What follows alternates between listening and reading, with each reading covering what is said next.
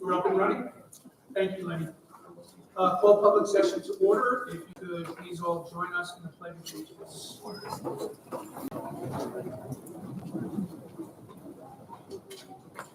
Pledge allegiance to the flag of the United States of America and to the republic for which it stands, one nation, under God, indivisible, with liberty and justice for all. If you could all just please remain standing so we can honor Mr. Clayton Huey, former superintendent of schools, in a moment of silence.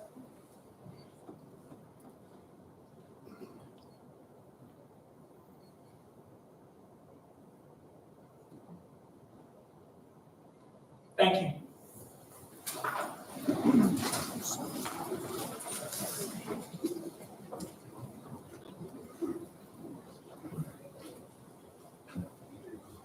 Just to pay a little bit of a tribute to Mr. Clayton Huey.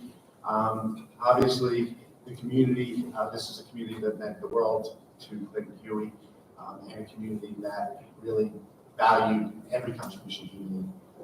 Clayton Huey came to Santa Mauritius in 1954, and in 1955 began working for the school district, worked as a teacher, as a coach, as a phys ed teacher and coach. Even Section 11 governing body for athletics put out a really warm tribute to him today. Really just because of the impact he had, not only in Santa Mauritius, but in the region. 31 years of dedicated service, from a teacher to a principal to a superintendent. And not only that, the loving stories you hear about his work at Camp Aquatuck, working over at Rock Hill, just always a friendly face in the community, somebody that dedicated his life to serving others and serving the students and valuing education above all in Santa Mauritius is truly remarkable, and such a life well lived, and is a model for all of us to want to emulate. I love the story about him being the first to ice skate on a Gale Pond. That warms my heart as a former ice hockey player. But certainly, we want to just acknowledge the contributions. We will be doing some things in the district to honor his memory. When you think about it, that school was named about 30 years ago, or 36 or 8 years ago, in his honor, and really just stands as a testament to a life so well lived and a life of dedicated service to this community. So just wanted to make those remarks on behalf of Mr. Huey. His services are this week. We have to put those on the website, so you can take a look at that. I know the community is going to come out strongly to support the Huey family, wonderful family. So thank you. Thank you. That leads us to the superintendent's report.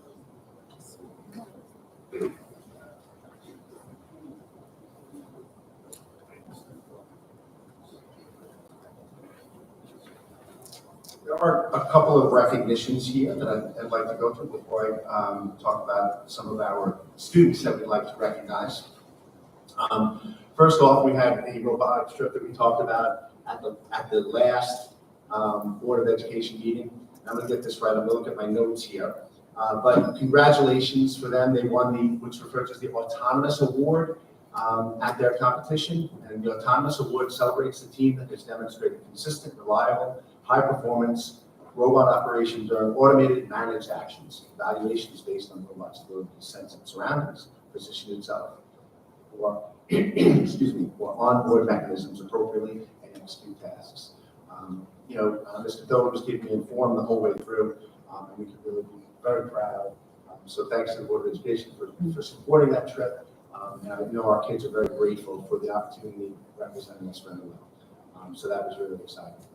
We also have, several students that are attending a leadership summit, student leadership conference in Albany.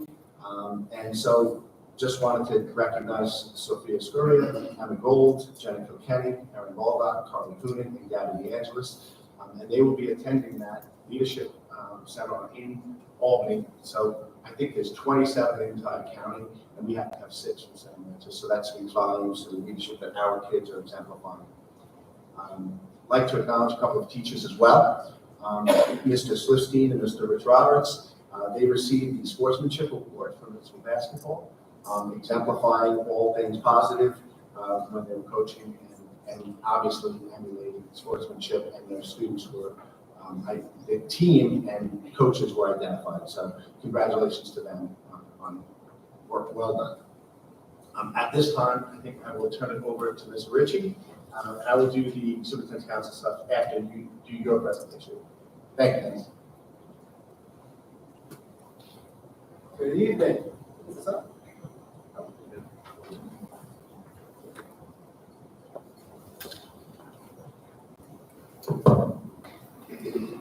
All right, good evening. Thank you all for coming out tonight.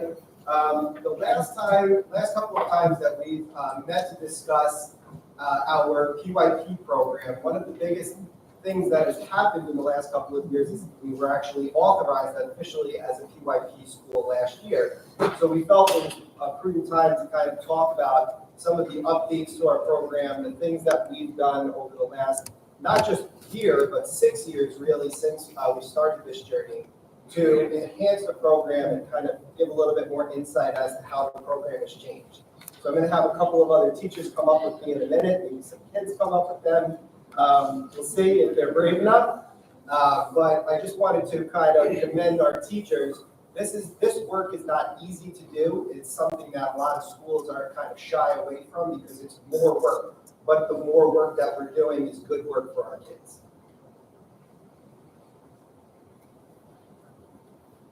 So we are focusing on the student action and the action cycle and what our students can do for the community. So what you're seeing right now is how the actual student action cycle itself, how students will reflect, think about what they've been learning, how they've been learning.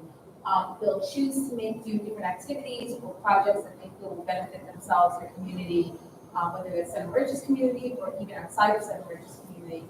And then they will act and carry out those actions, whether it's by themselves, with groups, with helping their parents, political leaders, whoever can assist them.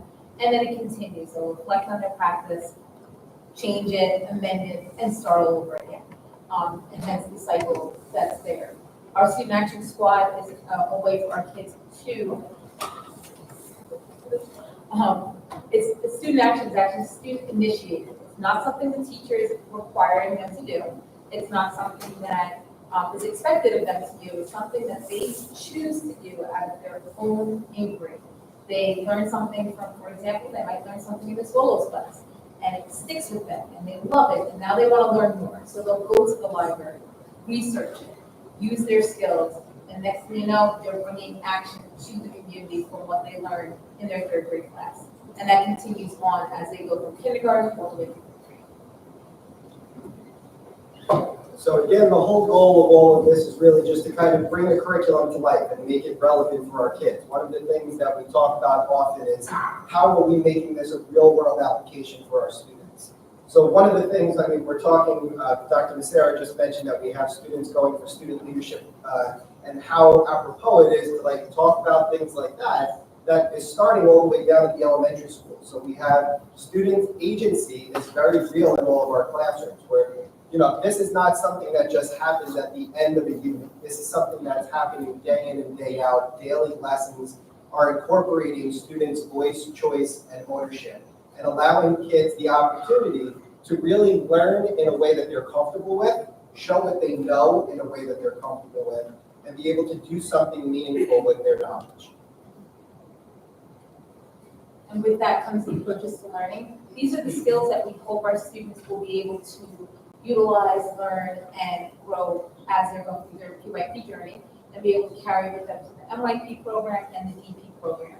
We're not expecting all of our students to learn this in kindergarten. It's K-5, so we really want them to, by the time they graduate, understand what it's like to research, use critical thinking skills, be able to communicate, whether in their own home language, new language, even just verbalizing whatever their thoughts are.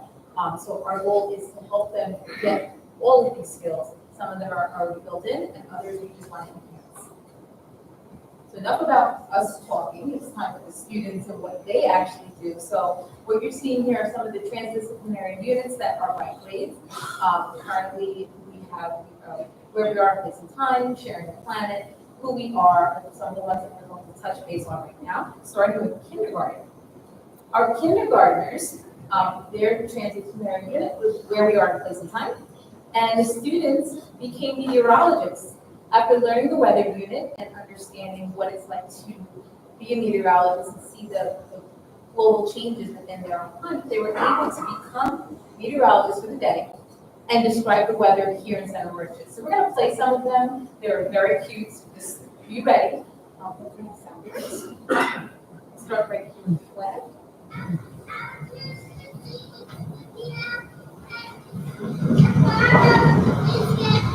March.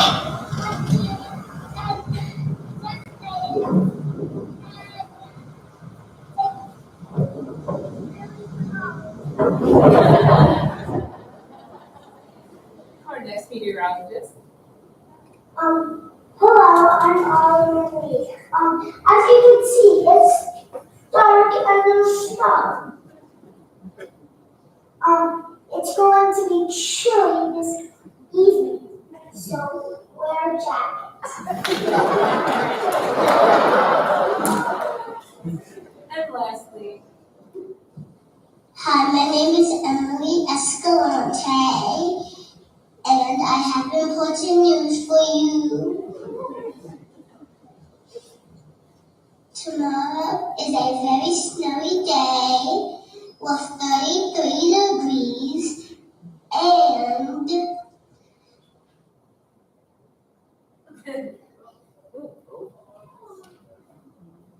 hi, my name is Emily Escalante. skip ahead. Tomorrow is a very snowy day with 33 degrees and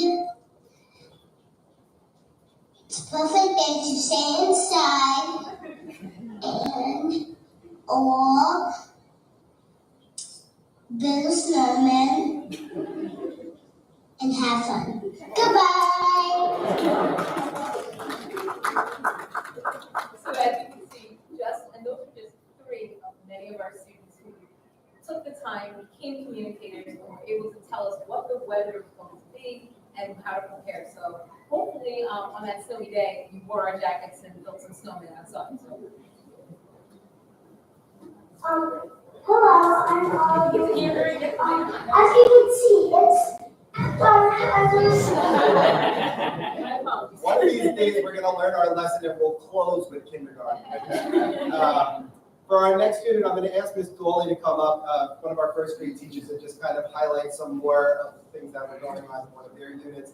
Obviously, just to add to this, you can see that not only is it offering the students the opportunity to kind of talk about the content, but you're seeing their personalities come out and they get to kind of give a little bit of that too. So, How do I know? nope.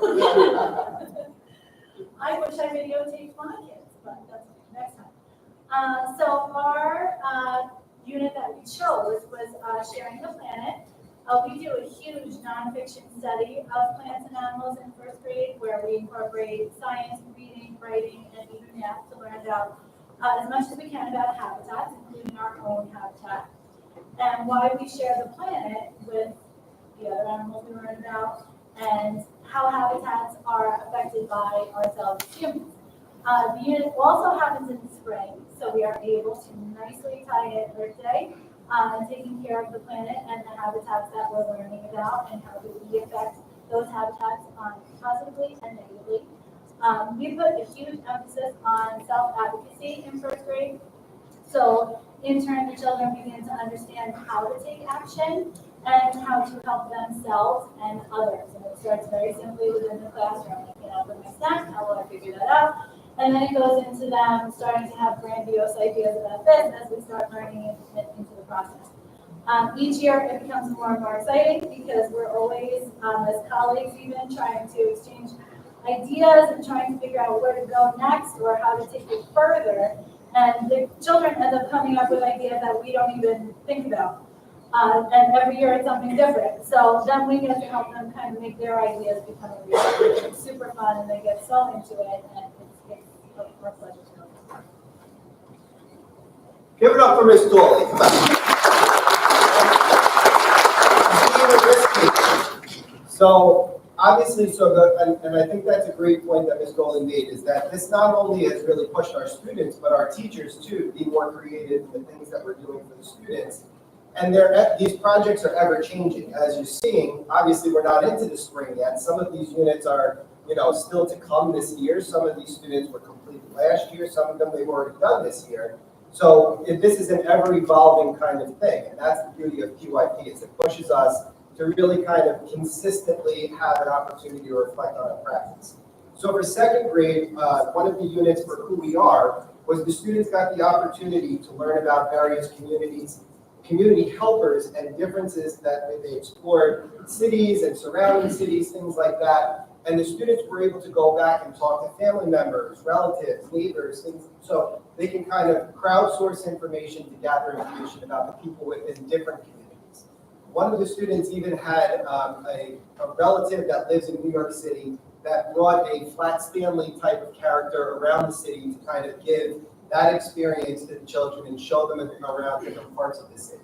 So again, kind of bringing the world to our kids and giving them the opportunity to kind of think broader than just the boundaries of Center Ridges.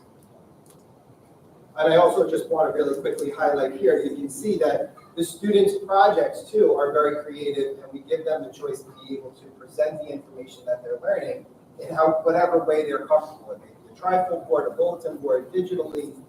We're giving them opportunities to kind of explore different types of presentation styles so that they can build on that for the future, which we'll get to later in the presentation. Third grade was discussing one of their units that we wanted to highlight was sharing the planet. So after learning about natural resources, the students created brochures to promote natural resources found in Center Ridges. Our own little sales pitch, come to CM, we've got great things here, right? So it's another opportunity for our kids to kind of be creative and see how things are done in the world around them. Yeah, and these pictures are from Ms. McGee and Ms. Tyson's class, so thank you for that. For fourth grade, I'm going to have Ms. Lopez come up, and she's going to speak about her fourth grade Sharing the Planet. She's got her emotional support students. Hi, everybody. So we also focus on the transparency of Sharing the Planet. This is for our social studies unit of Native American groups and the environment. So we're lucky that we have a community connection to the Native American groups here. So the students really have personal interest both in the local history and New York State history. Specifically, the central idea for this unit was that culture can be influenced by the environment. And the central idea is something that's supposed to be tangible and can go back to throughout the themes of the unit. So for students to take action during this unit, we had them complete a project of a wigwam or a longhouse. Students were required to use natural resources in their own backyard or environment to build this. Students were given a rubric at the beginning so they were able to reference and understand the guidelines, what was expected to them. And at the end of the unit, they completed this project and we shared it within our own classes in small group station rotations. And then this allowed the fourth grade team to collaborate and all the students across all the class sections were able to share their projects. So lucky enough to throw their here, they share something they like about the project. I like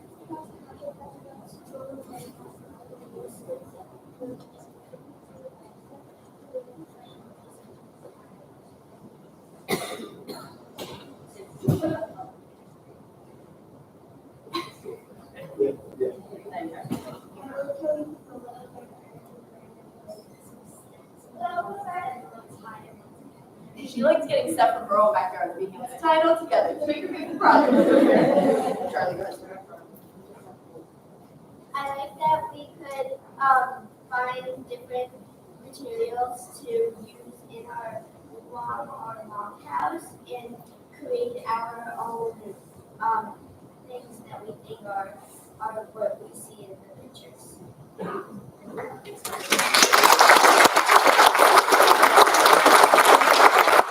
And your parents love that the spring cleanup was done.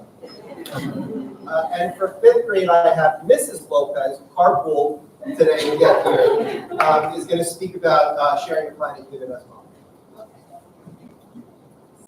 So we did Share the Planet as well. One of the things about this unit that's really nice is it is a culmination of our ecosystems with this and that are all the interactions. So the students start out with learning how little water is actually fresh on the planet that we can use. And then they begin to talk about the different spheres on the planet, the hydrosphere, the biosphere. Thank you, the geosphere. I don't do those. And the atmosphere, and how they all interact with one another. And then culminating, they choose, they have a choice of either oil spills, plastic, fertilizer, and acid rain, and how it affects all the different systems. The kids work collaboratively in groups. The nice part is they research on their own, then they share their research with their group, and then they further go on to create slide presentations. And in years past, we've even had students go down to primary grades and share their slides as well with the younger kids, giving them that more action way.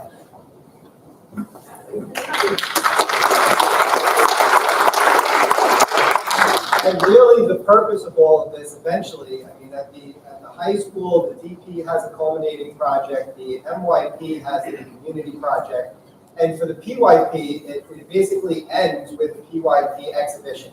So this year is actually the first year that our 5th grade teachers are going to be dipping our toe in the pool, and they've been working already very hard this year to try to come up with a plan for us to execute exhibition for the first time. So what is exhibition? It's an opportunity for our kids to have a free inquiry, a free research inquiry, that they're going to look into something that they're curious about. It's no longer going to be us giving them the content, you have to go and figure it out. It's, you've learned all of these research skills now, you've learned the social skills, communication skills, and all of these other skills that you need in order to find out things about your world and what you can do about it. And then the kids are going to be putting together projects towards the end of the year and sharing them with the 4th grade so that the 4th grade can learn how to do the exhibition projects as well.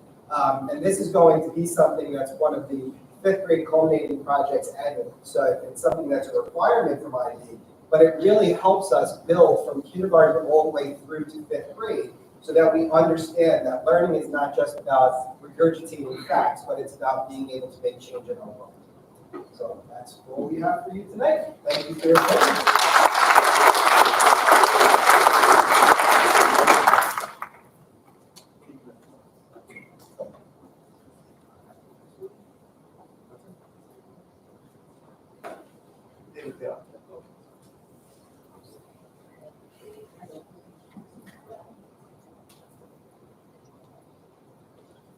Okay, so I think clearly, boys and girls, thank you teachers for your presentation, and Ms. Ritchie, Ms. Jackson.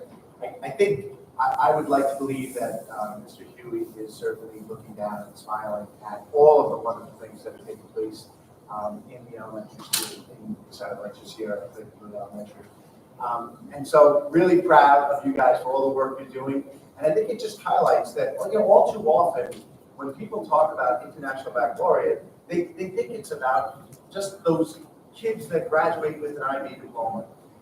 And it's not. It's really, IB touches every student in this district. IB is for 1,550 kids from pre-K through all the way through 12th grade. And that's something that we really want to emphasize, because that common language, K through 12, is really, really important. And the experiences that our kids get are exceptional. So thank you for that. Really happy to see, wonderful to see the work that's taking place in our elementary school. One of the things that we also have this year, we have a superintendent's council, and the superintendent's council is a wonderful opportunity for myself and Dr. Meyer to get into each of the buildings and really just sit with kids and kind of cut through it all and get some really good feedback from kids about some of the things that are taking place in our schools, ways that we can improve our schools. And we start with this idea that, hey, let's talk about the things that you like about our school, and that's great. And then we talk about some of the things that we might want to tinker with or change. Remember guys, we did that exercise, right? Some of the things we might not want and maybe discontinue. And then we think about things that maybe that we don't have, that we've heard about in other places. So just kind of a really good launch to look at that little project, 4 different ways of looking at program here in Center Merchants.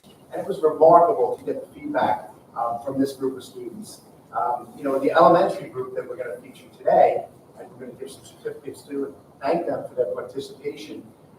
They came up, and I'll talk about a couple things, because I think we have a couple of students that want to talk about one thing in particular. I'm guessing. Yeah, loud girls, please. Oh, and to us? All right, yeah, come on up, guys. What's that? Why don't we have all of the elementary students on our superintendent's council come on up and join me up here, please.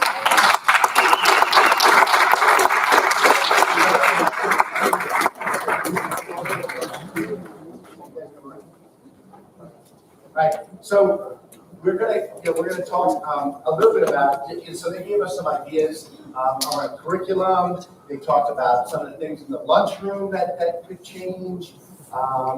Even like menu items. A lot about safety control and ways in which we can improve those kinds of things around the school.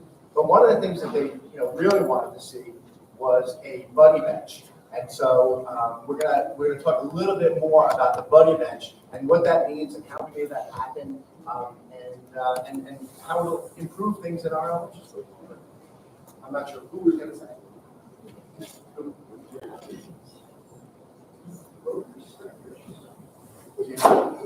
Oh, okay. So come on up.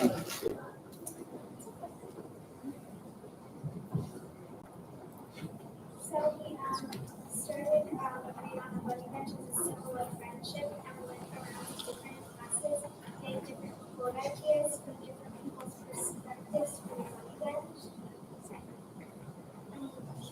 We really want to have students empower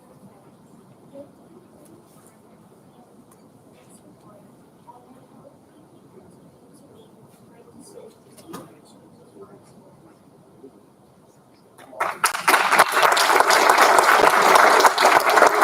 Thank you, Carolyn and Brianna. But what I'm going to do now is when I announce your name, I'm going to give a certificate to Dr. Meyer, and you guys can come around and you can get that certificate, and then we'll stop for a picture afterward, okay? So, Noelle Guerrero.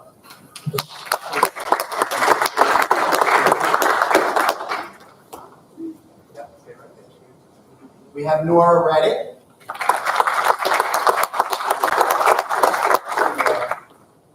Liam Hurley. Ashlyn Hernandez. Cameron Rebecca.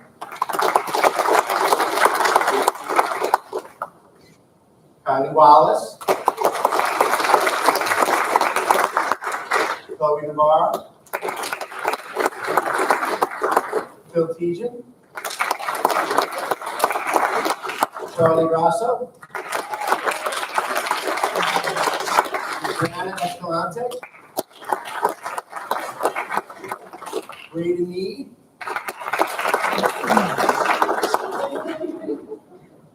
It's a big and active group, I promise. Carolyn Curley. And Henry Martinez. I have to say that this was like a monthly highlight for us to get in there and spend a little time and have conversations. Thank you, parents. You have wonderful children here, and teachers for allowing them to come and meet with us on a monthly basis to talk about ways to improve the school.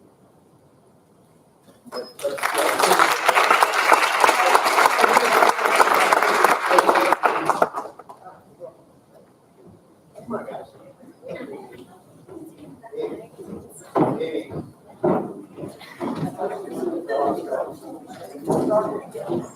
So we have to go down, is that what you're saying? Right, okay, so you walk up here, we're gonna go down, and we kind of go to, just be careful. Why don't we wind it like around there?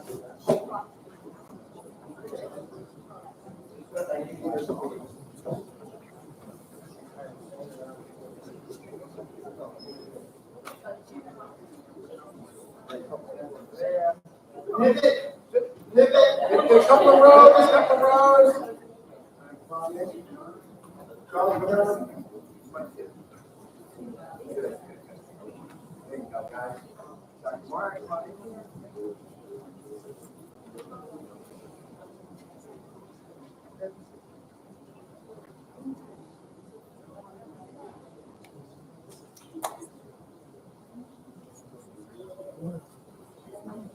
right, let's get a round of applause for our elementary.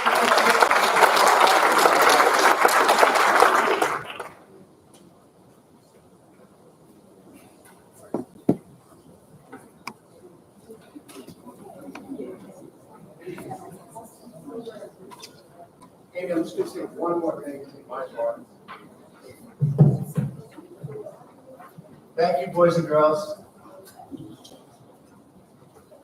The last thing I would mention is recently, Monday and Tuesday of this week, Saturday through yesterday, I had the opportunity to be up in Albany for our winter conference and lobby day.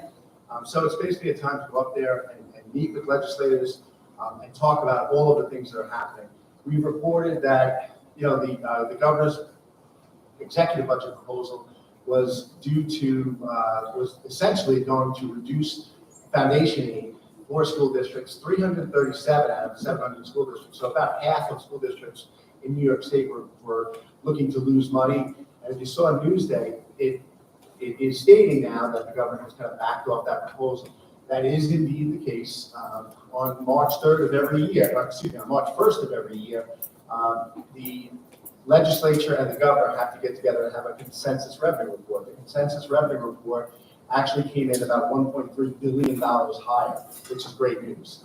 Of that, there were increased educational expenses of about $400 million, but the net effect is almost $1 billion that could go back into the budget. Obviously, there's lots of groups fighting for that, but I just wanted the board to know that Shelley Mayer in particular, the education chair for the Senate, and on the Assembly side, Mr. Benedetto, also both committed to fully restoring the things that were cut. So the inflation factor and the safe harmless, which were really hurting districts, were cut. But furthermore, they have committed to at least a minimum increase for every district in the state. So that's really good budget news for us, and I think I believe that will make a huge difference for a lot of districts, and also for us because we were losing upwards of $300,000, or actually more than that, but a $300,000 reduction from last year's budget, but more like a $600,000 to $700,000 increase on our aid next year. So good news there, because obviously, that changes our budget picture. We're looking to fill a hole and a deficit, which we'll talk about at our next meeting. But the only trouble with that is that we do not expect that our budget with Good Friday being on the 29th of March and the budget being due on April 1st, it's not likely that it will be on time.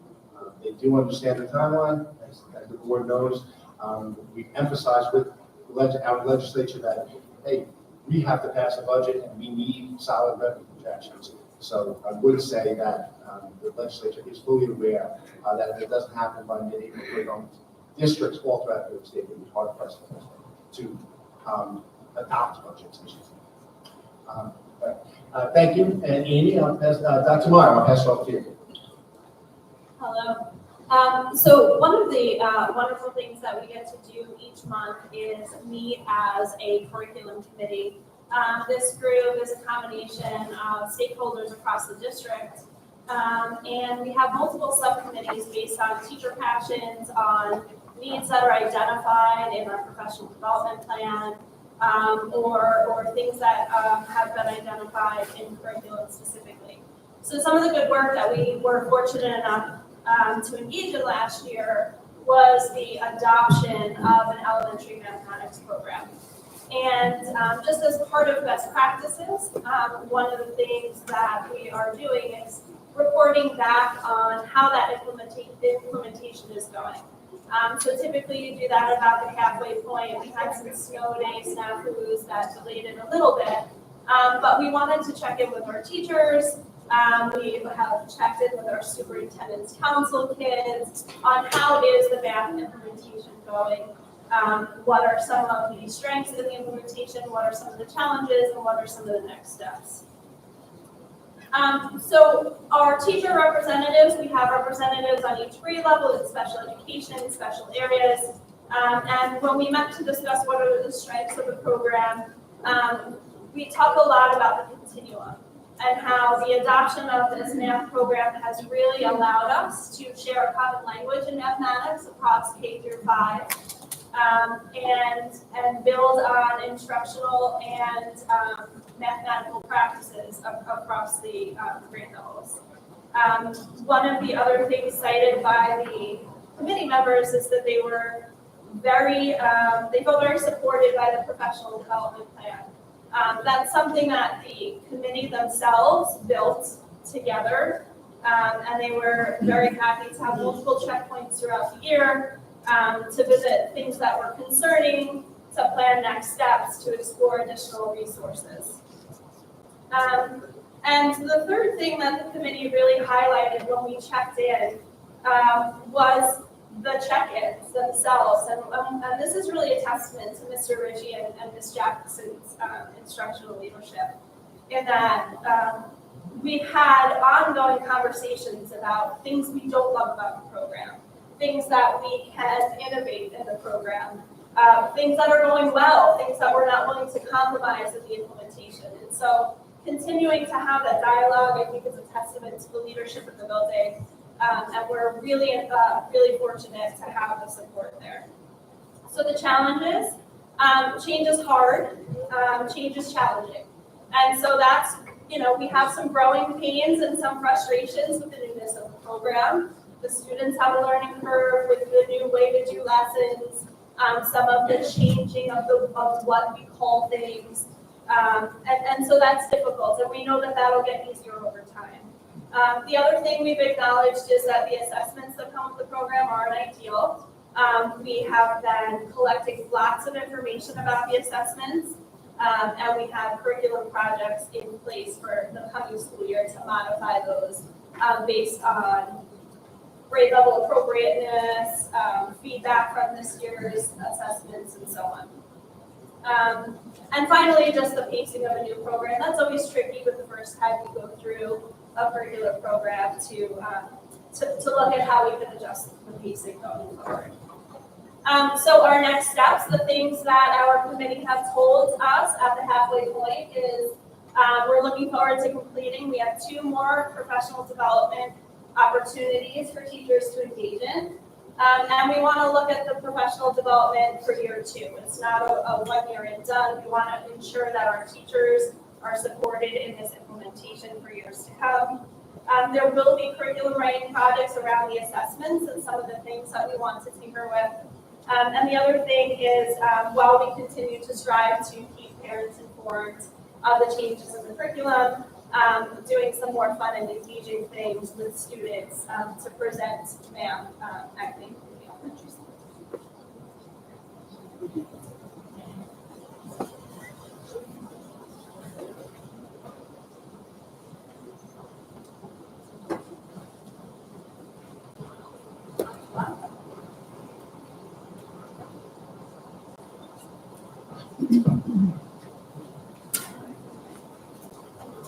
Ms. Lockham, Ms. Sakia, boys and girls, we recognize it's getting a little late, so, and we know you need to get up early for school tomorrow, so, that's fine if you guys need to. Thank you so much. Again, I really appreciate you guys answering these things. So we're just going to give a quick update on the capital bond vote that is coming up in 2 weeks. If you have been following this process, back a few months ago, we gave a presentation to the board about revised bond and how we got here. And that was all through a thought exchange that we put out to the community, which helped us kind of narrow the focus of the revised bond that we're putting forward. And it focused on health and safety for all students, staff, and faculty, as well as replacing the aging infrastructure beyond useful life. And those are the 2 sole focuses for the revised proposal, which is at $13.9 million, cut back from the original proposal of $44 million. We're expected to receive 78%. That number changes each year depending on our reports and financials that we submit to the state, but we float around 75 to 78% every year in building aid, and all projects within this proposal are aidable. The estimated annual impact for the taxpayer, for the average taxpayer, is about $111. There is a tax calculator. We simplified that as well for the community, and it's up on the website. So you can go ahead and put in your assessed value from your tax bill to see what your potential taxes would be for this. And we expect the project to take 2 to 3 years. Last, we were proposing about a 4-year project proposal with a scaled back project, we should be able to get it done within 2 to 3. Some highlights of what the projects are, the cracked sidewalks. Projects are the cracked sidewalks and asphalt district-wide.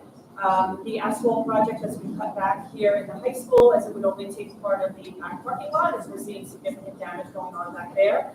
And we would do the front loop at another time or for the general fund budget. Auditorium renovation, as you can see, sitting in the seats you're in, we have a lot of seats. It has fallen into disrepair, carpet is ripping, the stage needs to be redone, we need new curtains. So this would be a complete renovation in the auditorium space. We need boilers to be replaced both campuses. They're about from 1978, so they are aging out and requiring a lot of repairs every year in order to keep them running. Our track here at the high school is about 20 years old and it is due for a replacement. We're starting to see some cracks occur, which are causing some safety issues. The windows and wall replacements that we have in the library are leaking and continue to leak, and our crew does the best they can to replace the sill when it gets damaged, but we're looking to replace those to prevent that going forward, as well as security upgrades district-wide, K through 12, both buildings would see some security upgrades moving forward. So the timeline for these projects now, as stated before, it would take less time. However, State Education Department has to approve all the projects in order for us to get the aid, and they are about 22 weeks to 26 weeks out in reviewing proposals. So should we have a successful bond end of this month, we then will work with the architects to get specs drawn immediately and up to State Education Department with hope that we start seeing approvals come forward at the end of summer, early fall, that we can then start doing work in the winter of next school year. So once we have that state approval, though, we do have to bid the projects out in order to get the lowest price as per general municipal law. So we will begin that process as soon as we can, barring a successful vote. So the vote is on March 19th, again, 2 weeks from yesterday. It is being held at the Main Street Gym, and it's from 7 a.m. to 9 p.m. Please come out and vote. Absentee ballots are now available in the district clerk. Ms. Barr is available 8 to 4, Monday to Friday. You can reach out to her, and she can get you an absentee ballot if needed.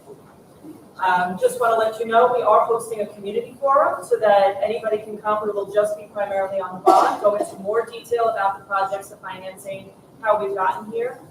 Please join us next Wednesday here in the high school at the library, where we will discuss this a little bit more further, and we will be live streaming it as well as we did here last time. Not many were able to attend, but would have been able to do it live stream based on their busy schedules. So we will be offering a live stream option, and that will be posted to the website prior to the meeting. Thank you very much for listening. Thank you. That brings us to the first of 2 opportunities for public comment. This one is about tonight's agenda only. There will be one at the end of the meeting for any general public comments. If you did want to speak even now or at the end, there's a book in the back. You can fill that out. I saw some people on the way in. If you wanted to wait until you left, that would be fine as well.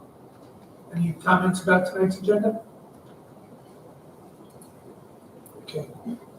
Be it resolved that upon the recommendation of the superintendent of schools, the Board of Education accepts the following donations: 1 Nechi sewing machine, 1 Seymour ironing board, 1 box of threads and notations donated by Deborah Muller to the Fax Middle School, valued at approximately $110. Motion? Second? Discussion? Okay, this is Jenny Volger. Mrs. Volger went to the Chamber of Commerce last week, and she brought with her some of her MYP students. And essentially, you know, this is one of the wonderful things about the Dash Baccalaureate is it really connects our kids to our community. And so our kids went to present some of the ideas around their MYP projects that are upcoming. And it was wonderful to see Ms. Muller approach Ms. Volger and basically say, I have these things, and I think you can use them in our fax department. And so that's basically how this happened. And so just, you know, kind of networking at the chamber with some kids, and Ms. Muller is, with grateful appreciation, to accept the donation. All in favor? Yes, motion carries unanimously. Thank you to Ms. Muller. Be resolved that upon Be it resolved that the Board of Education, upon the recommendation of the Superintendent of Schools, accepts the following financial reports: internal claims audit report, February 2024, Treasurer's report, January 2024, budget transfers, numbers 14, number 15, and number 16. Motion? Second? Discussion? All in favor? Yes, motion carries 4-0. Consent agenda. Be it resolved, the motion to approve the consent agenda, items 10A through 14A. Motion? Second? Discussion? All in favor? Yes, motion carries 4-0. I would just jump in there. In the consent agenda is the retirement of John Murray. John is a special person to Salem Riches. And I certainly can remember actually when I interviewed for my job as superintendent, while I was waiting to get into the room to be interviewed, I sat there and John was leading at the start of the conversation, and John talked to me back then about the history of the building we were in. We got into a conversation about that. He talked to me. I remember him telling me that night that he was in the fire department from a junior firefighter all the way through, and so just one of those genuine people that I got to know and genuinely appreciate. John worked for us starting in 2006, and then left for a brief time, but came back and again in 2013 worked for us part-time, but full-time for the past 4 years. Like I said, just a genuine person, a real Salem Riches guy that is just so genuine and wonderful, and we're certainly going to miss John. So we wish him well in his retirement. Congratulations. This brings us to the second public comment session. This is general public comment. There's a 3-minute time limit per participant. Members of the public who desire to address or question the board on any topic related to board work are welcome to do so at this time. Speakers are requested to limit their remarks to not more than 3 minutes, to appoint a spokesperson if concern is a group concern, and to supplement verbal presentations with written reports if necessary or desired. So this is the second public speaking, so if anybody would like to come to the microphone. Good evening. Before I begin, I just want to make sure this is on the record and the minutes of everyone important, there's no discrepancy. Is that correct? A large portion of our community is very disgruntled with this Board of Education, as we have an educator who has been removed from the classroom in the middle of December. And we have no resolution as to whether he's going to be returned to the classroom, if he's going to be resigning from his position or being terminated, or whatever may be the needs of the board. In the beginning of this meeting, the board spoke about the quality of education that this district provides. My questions are, in the absence of Mr. Kaczynski and the substitute that was in his place resigning from the position, how are the students that are in those classes, which are all upperclassmen to my understanding, how are they being educated in his absence? From what I have gathered throughout information in the community, through many other sources, that the other educators in the math department are stepping in and each taking a class.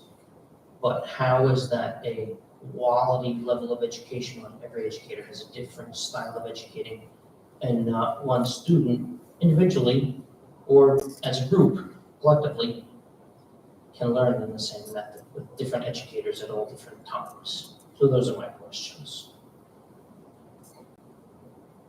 So clearly, everyone wants this resolved as quickly as possible. Unfortunately, it has taken a little bit longer. I believe that anyone would have hoped. I would have hoped it would have been quicker. You would have hoped it would have been quicker. The Board of Education would have hoped it would have been quicker. And yes, we did have the substitute that we had coverage in the class did resign. And so we took it upon ourselves to look at the teachers in the department and find teachers that were best equipped to teach those classes that they needed coverage. And we believe very strongly that they will be doing a wonderful job covering those classes, and their skill sets do match the courses, and their backgrounds match the courses that they are teaching. So until this comes to a resolution, that is how we're going to cover those classes. Okay. I guess this would be a two-part question because Mr. Kaczynski He's an educator, but he's a coach in many sports. How is his absence in the sports teams that he coaches and directs, so to speak? How is his absence being accommodated there? Do we have suitable replacement or substitute for his absence? I can't speak to specific employees, I guess, or can I, can you say? No, I can't. Generally, in terms of billing. Generally, I could say that,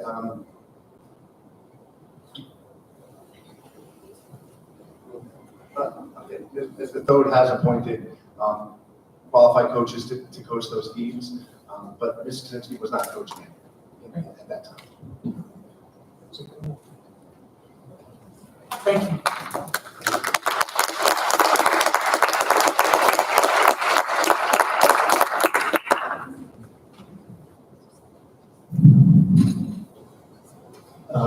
Good evening. Thank you for allowing me to speak tonight.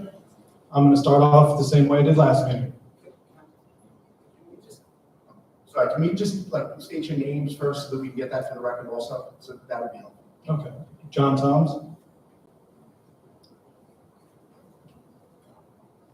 THOMS. I'm going to start off saying the same thing as last meeting. I'm going to be brief. I'm not thrilled to be here. I'm pretty confident that you're not thrilled that I'm here. But as an educator for the past 18 years and a parent of 2 middle school students, I've attended my fair share of board education meetings. At the last meeting, there was some confusion about when individuals could address a certain matter, about a certain person. Before anyone realized it, the meeting had been adjourned. Despite this, you graciously offered to listen to us, even though the meeting was officially over. Now, I'm aware that you could have voted to reopen the meeting and record all comments about this issue. You chose not to. My question is, why was that decision not discussed? Oh, okay. Well, once the meeting was adjourned, it would have had been re-noticed for a meeting, according to the Roberts Rules of Order.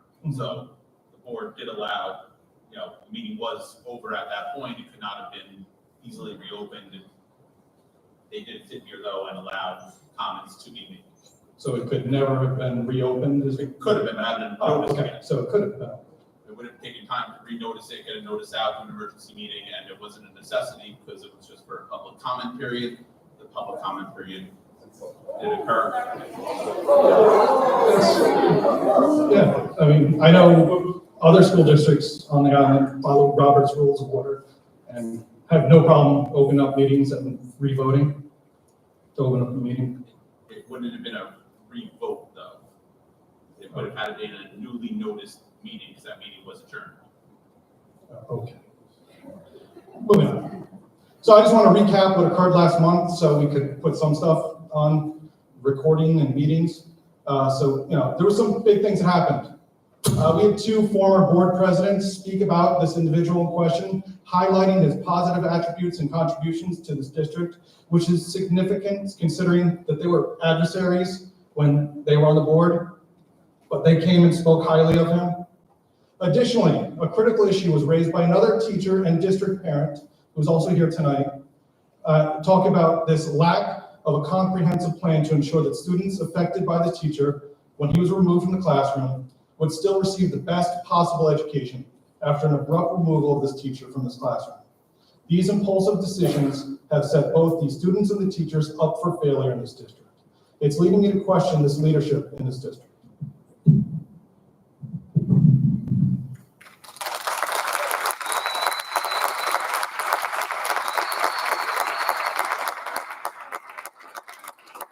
Good evening. My name is Peter Murray. I'm a resident of the district, and I also have 2 students in the district.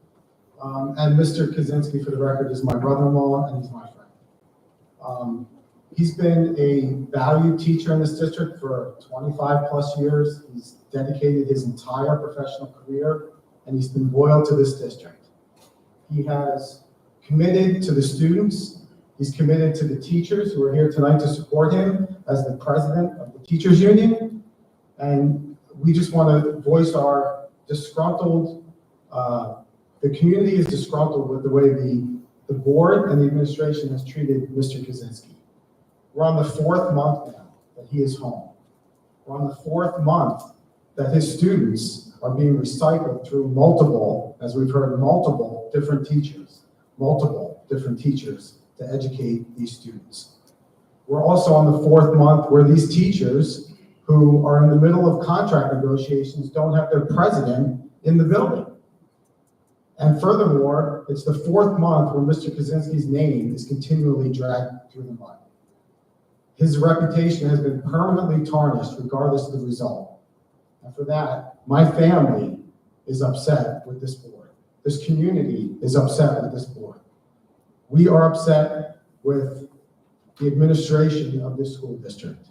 What we would like to see, what I would like to see, and I think a lot of the community members would like to see, is all we need is 3, 4, 5 of the board members to talk to your attorney and say, Eric, we need to resolve this. And we need to resolve this in a way where Mr. Kaczynski is back in the classroom. And we need to resolve this in a way where you clean up the mess that this administration has made. Thank you.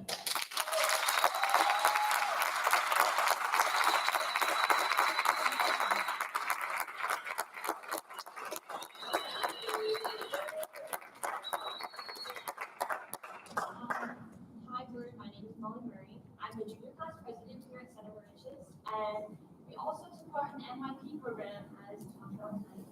Me and my cousin won the best project award for the NYP project, and now we're both in the Ivy program as students here.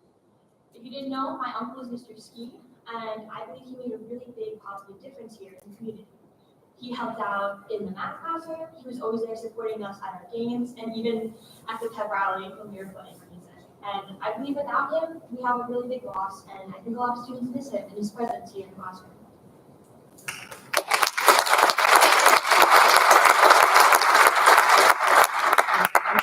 I'm Julie, also a junior and in that IB program. Just to reiterate what Molly said, I really think that having Mr. Ski back in the classroom would benefit not only him, but the students. And just to hear from a student's perspective, I know firsthand that the students just simply aren't learning anything. As you said before, there's been subs and even teachers going in and out. And I don't think the students have been really benefiting from all of this different teaching styles and different approaches to learning the math. And what happens when they have to take regents or important tests? They won't be prepared. I just think it's important to recognize that it's not only affecting Mr. Ski's life tremendously, but the students, and not in a positive way. Thank you.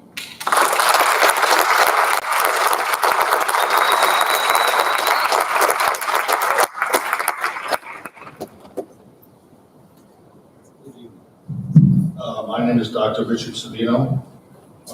I've been a resident of this town for 50 years. I'm a veterinarian, retired. I came to Center Branches because my older brother enticed me to come here. William Savino, dentist. At that time, my mom joined us. We have lived in this community, my brother actually, over 50 years. My daughter has taken over the practice, my youngest daughter, and my oldest niece has taken over my brother's dental practice. Now, we've been in this community for, like I said, about 50 years. We've always been behind the scenes, not doing a lot of spotlighting. That's not our way. However, I'm 78 years old, and what I'm seeing now is a travesty of what things are supposed to be done. I like to know the procedures that's in place and when this will be resolved with Michael. There's over 30 family members here, and this is absurd how this is going on.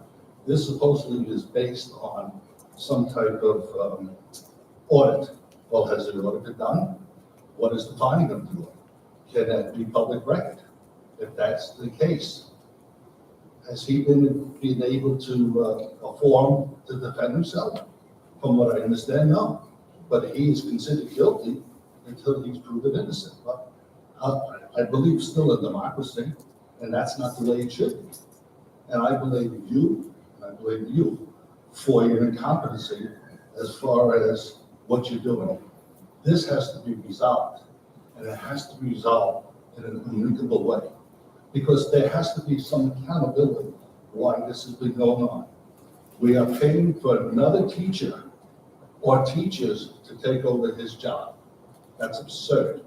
In the economic times that we are dealing with, we have this other expense, and you show us thing about another budget for X amount of millions of dollars.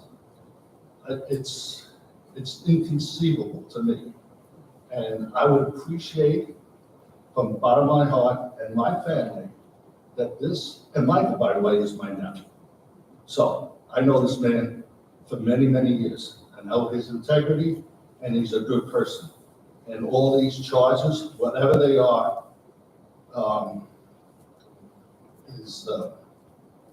is unfounded. Let me put it that way. That's a nice way of saying it. And I would appreciate the board to do this in a timely manner to get this resolved. Because this is not going away. And that's all I have to say.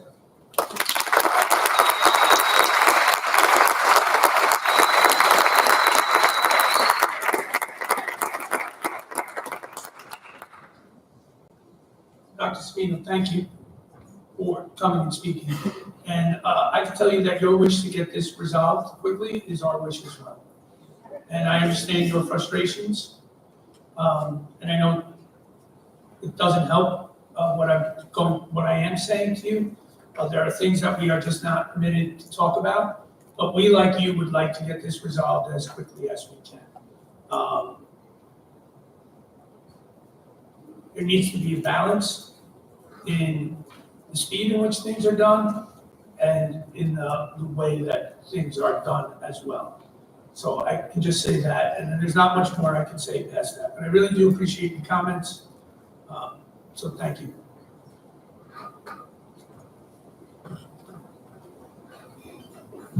My name is Andrea Dunkirk, and I have a question for the board. I would like to know why Mr. Kaczynski was removed from the classroom before your ducks were in order. Something doesn't smell right. Why does it take you so long? Why doesn't the order? Something doesn't match. And the entire community is aware of this. So that's my question. Why wasn't everything put in order before removal? The district cannot comment on personnel matters. The district doesn't have the information, and something is not right here. It should not take 4 months. I don't know what kind of an audit is being done. It should have been done way before anybody was accused or removed. Thank you.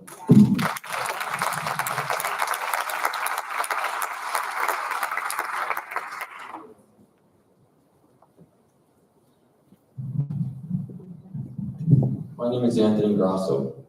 Michael Kaczynski is my cousin.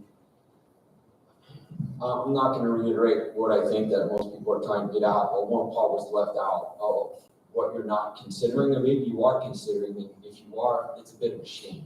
You have students here speaking on his behalf, you have family members, you have people showing up, teachers. What you're not considering, in a situation where these teachers are all impacting kids. They impact these kids, and you went into the classroom, how often, when you look on a time scale of that, and then you look at teacher time contact. Every one of these teachers who's here is nervous about what's going on, is nervous about, here, the contract.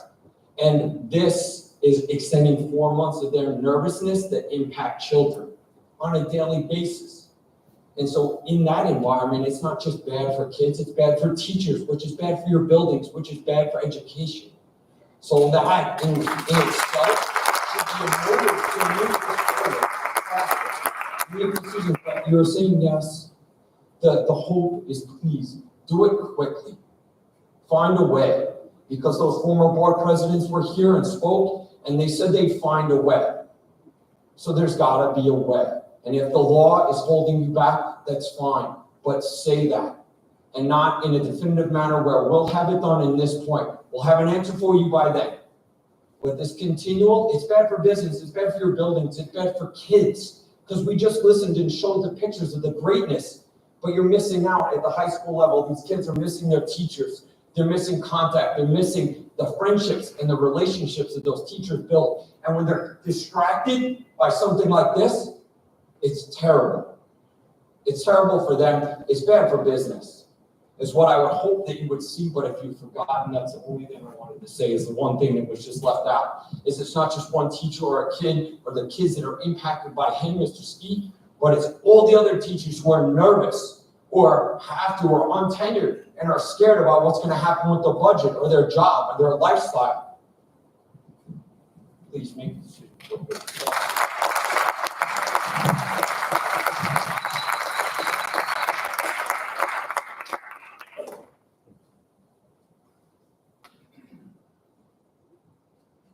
Hello, my name is John O'Neill.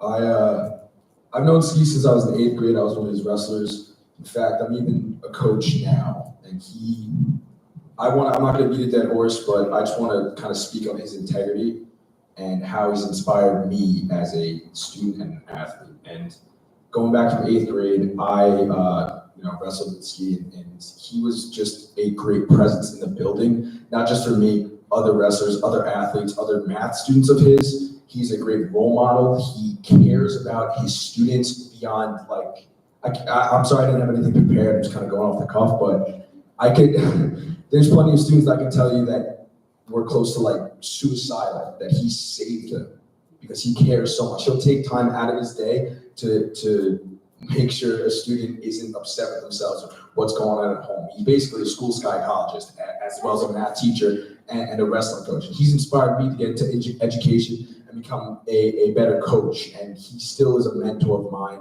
And he's a pillar of this community. And it's just such a stain in this school right now of what's going on and how it's taken so long. I've had to defend his name since it happened. My wrestlers came to me like, oh, they fired Ski, what was he doing? And I know as good of a human as he is and how much integrity he is that that wasn't the case and there's something going on wrong. But yeah, he's just, there's been plenty of times as a wrestler that I could have seen him do something not honest, and he's gone the extra mile to do something that has no benefit to him whatsoever. Just for the sake of integrity, to be a good example to his student athletes. And I wouldn't really be the man I am today or have the opportunity I have today if it wasn't for Mr. Mike Kaczynski. So that's all I have to say.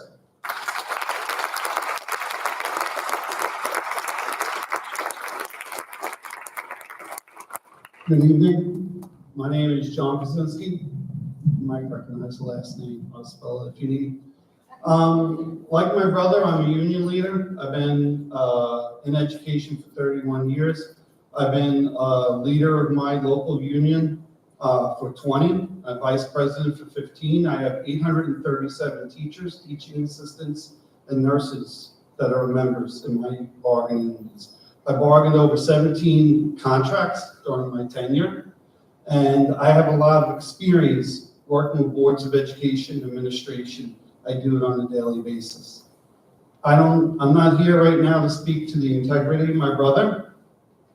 This entire room is here to do that. I'm here for the people that are standing in the back of the room with their union shirts on like I am, because they're the ones that are being affected by this. I see through what this is about. It's not about some audit, it's not about some big work, it's not about some whatever it is that you have against them. This is about a school that is in dire need of money. I look around the deplorable conditions of this auditorium. I see the buckets in the lobby collecting water. This tells me that this district is tight on money, and we are negotiating a contract this year, right? Oddly enough, when you made an appointment to sit down to bargain with the largest unit in the district, all of a sudden you pull the president out of the classroom. You remove him from school.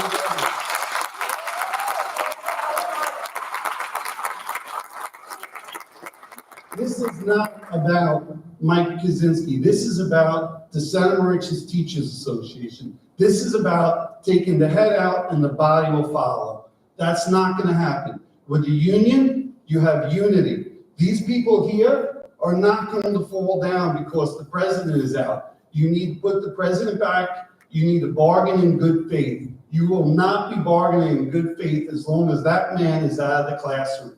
My recommendation to that union is they contact their local union lawyers, and they filed charges with PERB against this administration, the Board of Education, because what they are doing is union busting 101. This is not about Michael, this is about those teachers, and it needs to be fixed, and it needs to be fixed now.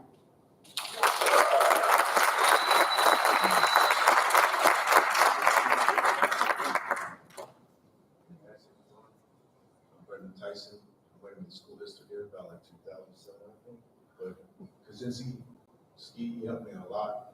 And I have a 2-year-old girl now, and my life's been humbled out beyond belief. And I look at Mr. Kaczynski as a hero, as a lot of other people, you know. And I want to come back to St. Mary's. This is my goal, you know, and everything I thrive for. And he's a part of me as a person. And I just want you guys to think about the kind of people you're going to affect. Like, it's real. I came from Rocky Point just to tell you guys how I felt. You know, like, I came here to tell you that I care about it. He taught me everything I know, you know what I'm saying? Sorry, I'm a big baby, I can't help it. I made history here, and I figured it was my time to come here and at least give my appreciation to him. And to you guys for doing a great job as administration. You know, you guys are great. I want my child to come to school here and see all this, you know? And I just hope that from the bottom of your heart, you know, God does forgive.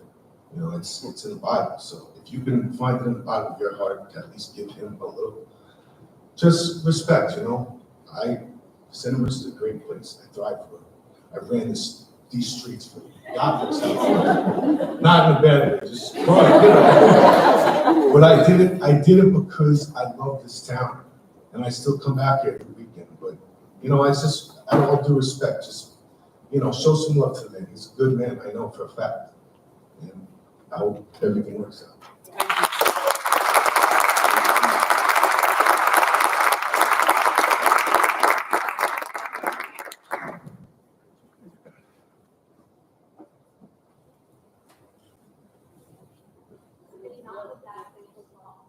I'm sorry? You can talk about whatever you would like. Good evening, my name is Christina Miratori. I'm a parent of 2 children in Clayton Huey. The concern I bring forward tonight is class size during the essential primary years and the unforeseen enrollments in our district that we have encountered. More specifically, kindergarten and first grade class sizes. With some kindergarten class sizes starting large at 24 students this year and potentially growing, the learning environment begins to shift. It is my understanding this year the influx of new entrants were unforeseen. However, if this trend continues, class sizes will continue to grow. As a parent, this leaves me extremely unsettled and worried. Our early learners are our future graduates and the most impressionable. Kindergarten and first grade establish crucial routine, skills, and relationships needed for a lifelong school career. With overwhelming class sizes, key components of a classroom, such as student-teacher relationships, opportunities for student engagement, like asking questions, participating actively in discussion, and collaboratively working with their peers, naturally decreases. Academically, smaller class sizes allows teachers the opportunity to better understand their tiny learners as individuals. In turn, essential ELA and math skills can be addressed and differentiated based on their levels. Identifying at-risk learners early on comes with a great deal of benefit. Creating a strong foundation now advances their future skills, hopefully leading to less interventions and higher self-confidence. St. Emergence prides themselves as an Ivy World school. I just hope we are also remembering where our students start, not just the credential that they can earn on their diploma. Some start kindergarten with nearly no prior education. In a room of 24 young learners with extremely diverse needs, I don't think I need to paint the picture any further. I urge you to look further into solutions for the 2024-25 school year. As a community member who participates in the curriculum and strategic planning committees, I have heard numerous times, we are a small town with deep roots and a global mindset. Small town to me doesn't sound like overcrowded classrooms. Deep roots and global mindsets are difficult to achieve when students lack confidence. I believe in you all to have our students' best interests at hand, especially those students who aren't yet old enough to advocate for themselves.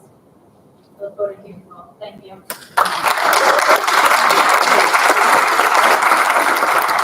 I would just state that I agree with everything you said. And certainly, actually met with Mr. Ritchie last week, and we are constantly looking at the numbers, looking at our students in all grades, but certainly we always want to emphasize as small class as possible in the primary years, so that the kids can get their great head start. And I think what they're doing is absolutely wonderful. I commend them, and my kids are learning a lot, but I also do see as that size grows, what they're trying to enforce is so difficult when you have all these learners at different levels. And the skills are so intense, right? To be able to do what they want to do is so intense, so, thank you. Thank you. Hi, Josh Buster. Two questions. One, how much have we spent so far on this investigation with legal fees, auditors, extra class coverage? Do we know what that number is? We don't have. Will you publish that when you have it? That shouldn't be a confidential employment number. Well, yeah. the Okay, invoices are I'll all file it. filed. Second question, just, and this is completely unrelated, but looking at region scores, and I was always one to kind of track scores. So 5 years ago, for ELA, our passing rates were, I had gone back to the news data look. We were almost tied with West Hampton. We had beaten Eastport South Manor, Floyd, and I think we were beat Longwood, but we're almost tied with West Hampton. We were at 92% passing, 65% mastery, which was a long ramp up, took a long time to get there, but we had gotten there. If you look at the rates that were recently published in Newsday, we're at 74% proficiency or passing, and 36% with the bottom of Eastport South Manor, West Hampton, Longwood, Floyd, and then us. What are we doing to fix that? Do we know why? Do we know what's happened in the last 5 years? What's going on? Well, obviously, we're constantly looking at the data. Yeah, there has been, a global pandemic that did impact some achievement levels, and I'm not saying we didn't, okay, but it is data that we're looking at, it is data that we're focused on, and we are absolutely trying to put things in place to make sure that we are addressing the highest activity. You have a budget. You need to be able to say, these are things we're going to do to turn the ship around and get back to where we were, get back to excellence.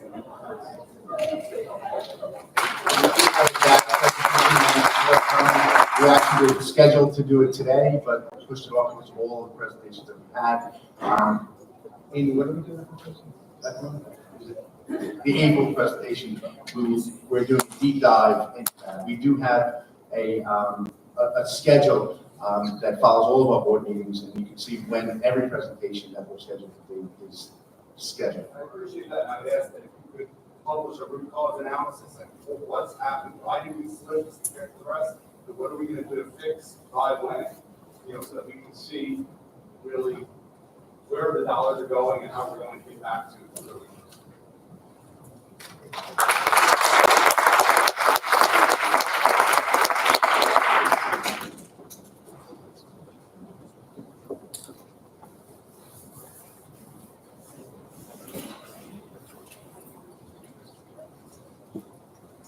Hello again. My name is Dora Mayen, a 2013 alumni. I'm here to show support for a teacher who was extremely important to me.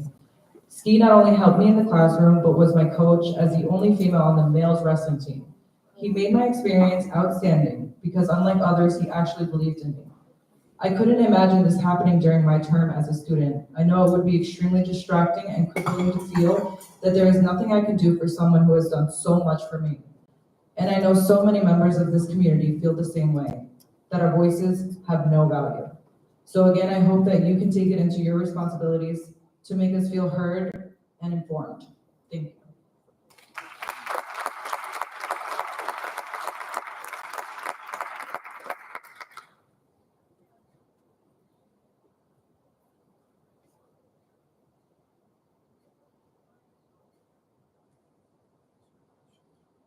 Is there anybody else who would like to speak?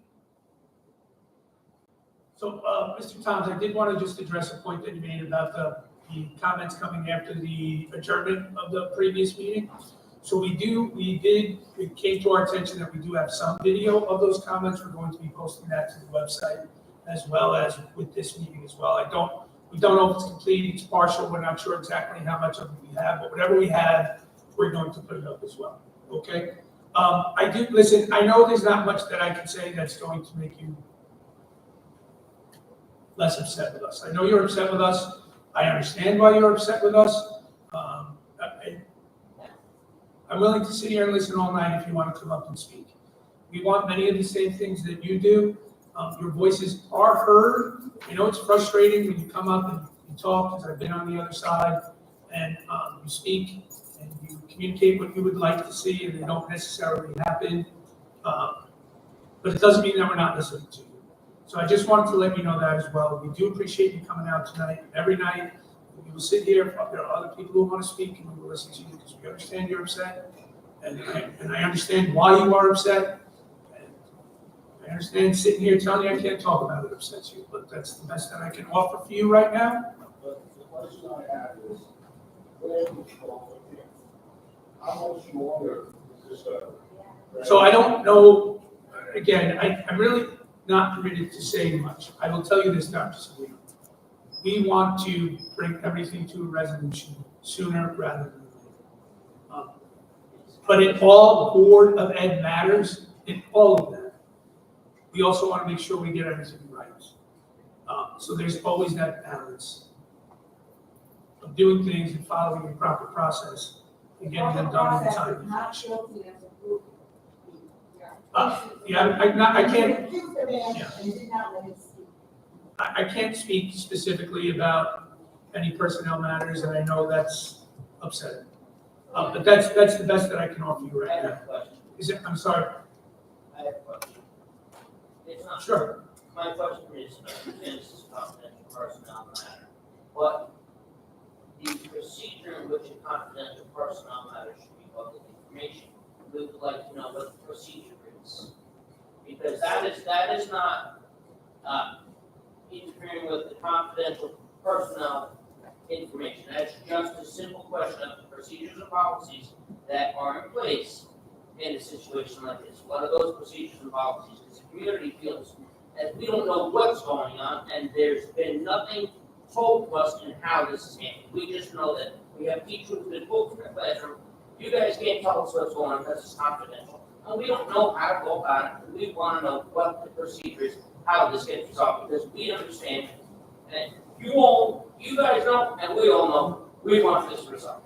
But no one seems to have a clear path or the procedure in which is going to be taken to resolve this matter. So is that public information for us?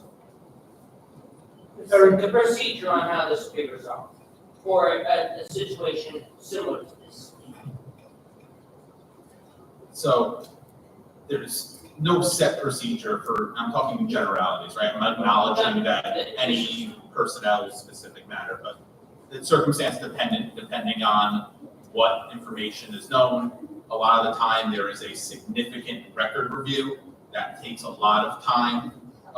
Sometimes it's comparative records, searching for old records, email reviews, interviews would have to occur.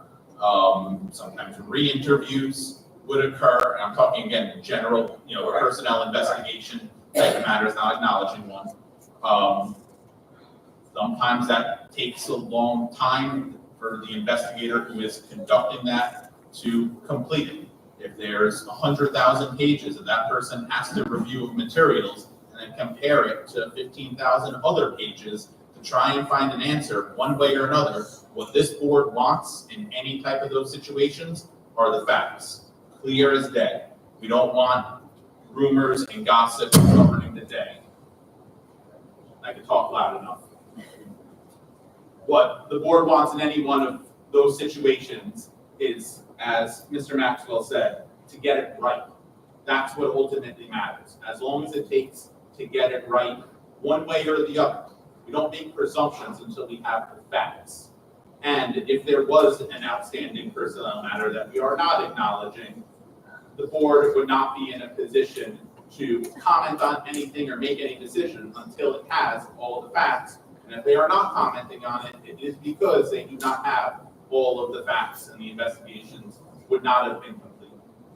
I'm sorry to talk in such vague terms, but I'm trying to give you the information that you're asking. So then my next question would be, when this is resolved, is an order of operations, so to speak, or a procedure going to be put in place in regard to a personnel matter in any form or shape? Is there going to be a start point and broken down steps or a structure in place on how to resolve a personnel matter, such as a complaint is filed? How does the review process go? Is there a step where the review, how a complaint is reviewed? Is there going to be a procedure put in place to review a confidential personnel matter moving forward? I think it's really circumstance dependent. It really depends on what the nature of the complaint would be. You can't really structure, like, it depends on what, like, the nature of an allegation would be, right? Because a financial allegation is completely different than a inappropriate touching allegation. So how the facts and how an investigation would go about, you don't want to constrain an investigator. You want to give them the flexibility to investigate however they best deem fit. So you've given me two perfect examples, a financial matter and an inappropriate contact matter. Is it possible for the board to set procedures in place for something, whether it's a financial matter, for personnel, or an inappropriate contact matter, or any other matter that may obtain to employees of the district? Are there going to be procedures put in place for each of these said situations? Because, with all due respect, in law, if you're accused of something, there has to be some kind of procedure in which it is resolved, due process, so to speak. And is there going to be, and this is not in regard to Ski, this is in regard to anyone in this district, could be you, could be a custodian, could be a teacher, could be anyone in that matter. Is there going to be a procedure put in place, financial issues, inappropriate contact, or whatever situation there may be, and we have policies and procedures put in place on how this would be regulated? Because without rules, society is complete chaos. So the same matter applies here, where there have to be some rules and regulations to be followed on both sides, so that complete chaos doesn't arise. Because at this point, without policies and procedures in place, there is chaos. It's destroying the board's credibility. We don't know what's going on. It's taken a long time, which something aside. The whole community is wondering if we're doing the wrong thing. We love St. Richards. We want to love this board, but we're hanging here saying, why are they stolen? What is going on? Because we don't know. What I can tell you is there is no matter in which the board is stolen. The board is in a position where it is waiting. They can't really go into much detail now. Term practices and procedures, I'm not a member of the board, so discussions of the board to be had, and that's certainly, up to them. And policies. So can policies and procedures be put in place for these situations? That's what you're for, not the attorney. Can some policies and procedures be put in place? I think that we have guidelines?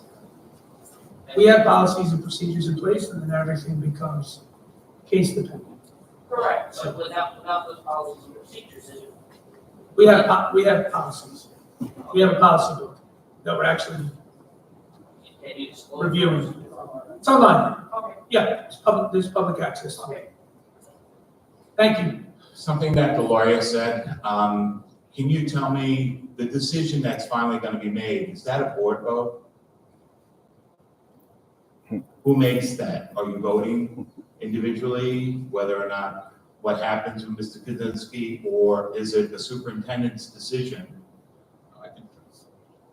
So, not talking about any specific person. If there was a disciplinary matter involving an employee, there is, for a teacher in particular, there's a 30-20A process. The board would have to vote in executive session under the law to prefer charges, and then there's a public vote coming out of executive session. It's not going to name any particular person, but it is up to the board whether to charge someone with misconduct, a teacher or an administrator with misconduct. So my second question, while you're sitting here as the board, you know, our lives go on. I'm an older gentleman. In my lifetime, in your lifetime, have you ever been accused of any impropriety or anything that's ever happened in your lives? Anybody on this board? Have you been accused of anything? Well, I'm going to say this. I was accused of something terrible in my workplace. I was accused of sexual harassment in the workplace at 70 years of age. The story goes that it took my administrator time to review everything, to research and get statements from both sides. The lady that accused me of such claimed that I had rubbed my body up against hers. This went on for 2 days. I was not allowed to come back into the building and so on and so forth. My administrator called me back into my office, asked me for a statement, written statement, which I gave. And she said, well, we reviewed it. And you know, you've been accused of this, and it's a very bad thing. But she says, just so happens that we have cameras in this facility. And here's the night that this person said that this happened. And she says, you clearly did nothing wrong. But I would still be accused for 2 days. The rumors, the innuendo, and everything that went along with it went through the entire facility that I sexually harassed a woman that was half my age. Okay, so think about this. Here there's been an accusation somehow or other about this person who's been with the district for such a long time. Please, board members, again, I was here last time. Please vote your conscience. Please look at the evidence. Give a chance to have heard both sides of the story. Okay, because I was glad my administrator did take the time out to review this. And I was very fortunate. If there was not a camera in the room, I would have lost my job. Okay, so think about it and take it in the sincerity in which this community is looking forward for your leadership. Your leadership. You're the guys that are writing the checks. You're the guys that are putting up budgets. You're the guys doing the work, having wonderful students. Please take the time out, and please, board members, give this great consideration. Anyone can be accused on any given day of anything. I was the accused, so please. Thank you.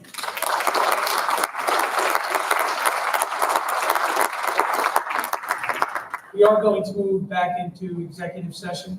Just got a question. April 3rd, next board meeting?